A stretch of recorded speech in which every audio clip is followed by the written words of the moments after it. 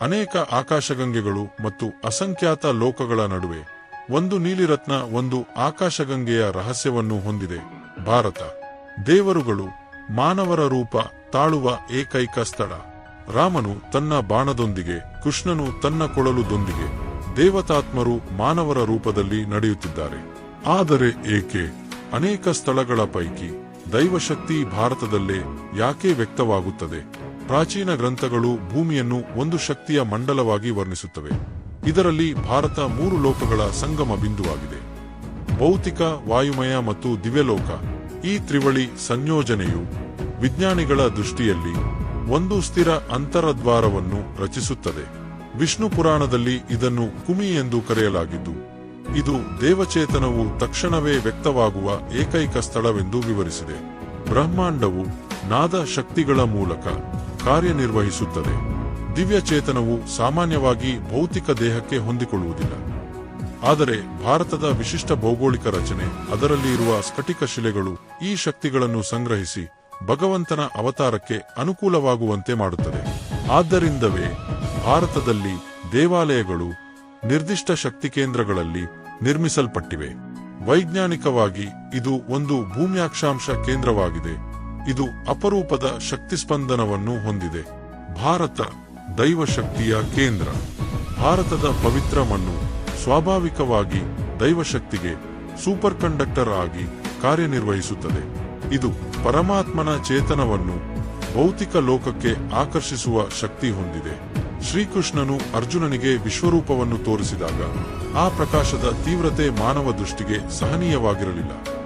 ಆದರೆ ಭಾರತದ ಶಕ್ತಿಕ್ಷೇತ್ರ ಈ ದೈವಶಕ್ತಿಯನ್ನು ಸಮತೋಲನದಲ್ಲಿ ಇರಿಸಿಕೊಳ್ಳುವ ಸಾಮರ್ಥ್ಯ ಹೊಂದಿತ್ತು. ಅವತಾರಗಳು ಯಾದೃಚ್ಛಿಕವಾಗಿ ಸಂಭವಿಸುವುದಿಲ್ಲ. ಅವು ನಿಗದಿತ ಬ್ರಹ್ಮಾಂಡೀಯ ಸಂದರ್ಭಗಳಲ್ಲಿ ಮಾತ್ರ ಭೂಮಿಗೆ ಇಳಿಯುತ್ತವೆ. ಪ್ರಾಚೀನ ಜ್ಯೋತಿಷ್ಯ ಶಾಸ್ತ್ರ ಈ ಗ್ರಹಗಳ ಅನುಕೂಲ ಸ್ಥಿತಿಯನ್ನು ವಿವರಿಸುತ್ತದೆ. ಭಾರತೀಯ ಉಪಖಂಡದ ಭೌಗೋಳಿಕ ಸ್ಥಾನದ ಕಾರಣದಿಂದ ಈ ದಿವ್ಯ ಶಕ್ತಿಯ ವಹಿವಾಟು ಸುಗಮವಾಗಿ ನಡೆಯುತ್ತದೆ. ಶ್ರೀಕೃಷ್ಣನು ಭೂಮಿಯಲ್ಲಿ ಅವತರಿಸಿದ 5000 ವರ್ಷಗಳ ಹಿಂದೆ ಪುಷ್ಯ ನಕ್ಷತ್ರದ ಅಪೂರ್ವ ಸಂಯೋಗದ ಕಾಲವಿತ್ತು. ಈ ಸಂದರ್ಭದಲ್ಲಿ ದೈವಚೇತನ ಮತ್ತು ಮಾನವಚೇತನ ನಡುವಿನ ಪರದೆ ತೆರೆದುಕೊಳ್ಳುತ್ತದೆ. ಸಂಸ್ಕೃತ ಶಬ್ದಬ್ರಹ್ಮದ ವಿಜ್ಞಾನ. ಸಂಸ್ಕೃತವು ಕೇವಲ ಭಾಷೆಯಲ್ಲ, ಅದು ಚೇತನಾತ್ಮಕ ತಂತ್ರಜ್ಞಾನ. ಪ್ರತಿ ಅಕ್ಷರವು ನಿಗದಿತ ಶಕ್ತಿಸ್ಪಂದನವನ್ನು ರಚಿಸುತ್ತದೆ. ಯೋಗಿಗಳು ಸಾವಿರಾರು ವರ್ಷಗಳ ಹಿಂದೆ ವಿವರಿಸಿದ ಈ ಸಂಗತಿಯನ್ನು ಆಧುನಿಕ ಶಬ್ದವಿಜ್ಞಾನವು ಸತ್ಯವೆಂದು ತೋರಿಸಿದೆ. ಆದ್ದರಿಂದ ಅವತಾರರು ಸಂಸ್ಕೃತದಲ್ಲಿ ಮಾತನಾಡುವುದು ಯಾದೃಚ್ಛಿಕವಲ್ಲ. ಅವರು ಶಬ್ದ ಮೂಲಕ ವಾಸ್ತವತೆಯನ್ನು ರೂಪಿಸುವ, ಪರಿವರ್ತಿಸುವ ಶಕ್ತಿಯನ್ನು ಬಳಸುತ್ತಾರೆ. ಭಾರತದ ದೇವಾಲಯಗಳು ಶಕ್ತಿವಲಯದ ತಂತ್ರಜ್ಞಾನ. ಭಾರತದ ದೇಗುಲಗಳು ಕೇವಲ ಆಧ್ಯಾತ್ಮಿಕ ಸ್ಥಳಗಳಲ್ಲ. ಉಪಗ್ರಹ ನಕ್ಷೆ ವಿಶ್ಲೇಷಣೆಯಿಂದ ಈ ದೇಗುಲಗಳು ಪರಿಪೂರ್ಣ ಜಾಮಿತಿಯ ವಿನ್ಯಾಸದಲ್ಲಿ ಇರುವು ಎಂಬುದನ್ನು ತೋರಿಸಿದೆ. ಈ ಶಕ್ತಿವಲಯ ಯಂತ್ರ ಶಕ್ತಿಚಕ್ರ ರೂಪದಲ್ಲಿ ಕಾರ್ಯನಿರ್ವಹಿಸಿ ಬ್ರಹ್ಮಾಂಡೀಯ ಶಕ್ತಿಯನ್ನು ಭೂಮಿಗೆ ಸರಿಗೊಳಿಸುತ್ತದೆ. ಇದು ದೈವಶಕ್ತಿಯ ಸ್ಥಳೀಯ ಕೇಂದ್ರಗಳಾಗಿ ಕಾರ್ಯನಿರ್ವಹಿಸುತ್ತದೆ. ಸಮೂಹ ಭಕ್ತಿ ಮತ್ತು ಅವತಾರ ಶಕ್ತಿ. ಸಾವಿರಾರು ವರ್ಷಗಳಿಂದ ಭಾರತೀಯರ ಭಕ್ತಿ ದೈವಶಕ್ತಿಯನ್ನು ಆಕರ್ಷಿಸುವ ಅಪ್ರತಿಮ ಶಕ್ತಿಯಾಗಿದೆ. ಭಾಗವತ ಪುರಾಣದಲ್ಲಿ ಹೇಳಲಾಗಿದೆ, ನಾನು ನನ್ನ ಭಕ್ತರ ನಿಯಂತ್ರಣದಲ್ಲಿ ಇರುತ್ತೇನೆ. ಅವರು ಸ್ವಾತಂತ್ರ್ಯವಿಲ್ಲದಿದ್ದರೆ ನಾನು ಸ್ವತಂತ್ರನಲ್ಲ. ಅವತಾರರು ಭಾರತದಲ್ಲಿ ಹುಟ್ಟುವುದು ದೈವಕೃಪೆಯ ಫಲವಲ್ಲ, ಅದು ಬ್ರಹ್ಮಾಂಡೀಯ ಅವಶ್ಯಕತೆ. ಭಾರತವೇ ಈ ದಿವ್ಯ ಶಕ್ತಿಯನ್ನು ಆಕರ್ಷಿಸುವ ಕೇಂದ್ರವಾಗಿದೆ. ಕಲಿಯುಗದ ಅವತಾರ. ಕಲಿಯುಗದ ಪ್ರಾರಂಭದೊಂದಿಗೆ ಅವತಾರಗಳ ಸ್ವರೂಪವು ಬದಲಾಯಿಸಬಹುದು. ಕೆಲ ಪಂಡಿತರು ಹೊಸ ತತ್ವವನ್ನು ಒಪ್ಪಿಕೊಂಡಿದ್ದಾರೆ. ಮುಂದಿನ ಅವತಾರ ಒಬ್ಬ ವ್ಯಕ್ತಿಯಲ್ಲ, ಬಹುಮಾನವರಲ್ಲಿ ಏಕಕಾಲದಲ್ಲಿ ವ್ಯಕ್ತವಾಗಬಹುದು.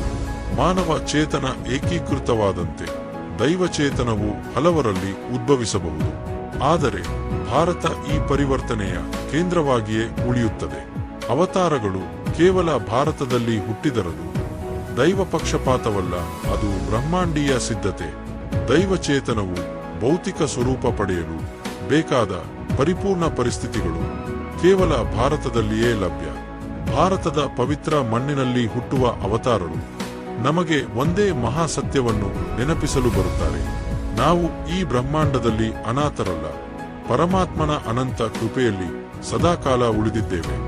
ಈ ದೈವ ಲೀಲೆಯ ರಹಸ್ಯಗಳು ನಿಮಗೆ ಹೊಸ ಅರಿವು ತಂದಿತ್ತೆ. ಇಂತಹ ಆಕರ್ಷಕ ಹಾಗೂ ಆಳವಾದ ಮಾಹಿತಿಗಾಗಿ ಸಿರಿ ಕನ್ನಡ ಚಾನೆಲ್ ಅನ್ನು ಸಬ್ಸ್ಕ್ರೈಬ್ ಮಾಡಿ. ಮುಂದಿನ ಸಾಂಸ್ಕೃತಿಕ, ಐತಿಹಾಸಿಕ ಹಾಗೂ ಪೌರಾಣಿಕ ತತ್ವಗಳ ಸಂಚಿಕೆಯಲ್ಲಿ ಭೇಟಿಯಾಗೋಣ.